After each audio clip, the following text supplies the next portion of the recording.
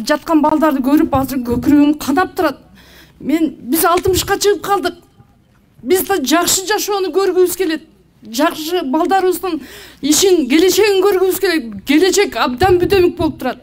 Мен Садыр Жапаровду колдоп жүргөм. 3200 пост жаздым социалдык тармактарга. Бирок чыккандан кийин бул киши такыр башка жака кетип калды. Мен бул бандиттерди коргобойм. Мен бул бандиттерди добуш бербейм. Мен өзүмдө дагы өзүм менен да 2 жолу жолугуштум. Мен кирип айттым, айланайын Садыр, сен башыңдан жамандык, жакшылык баары өттү. Атаң, апаң өлдү, балаң өлдү. Сен ошолорду көрүп туруп, кантип могу жигиттерди алып келдиң? Муну айттың, 2 айдын ичинде Матраевди төлөтүп коем акчасын дедиңер, 2 миллиардты.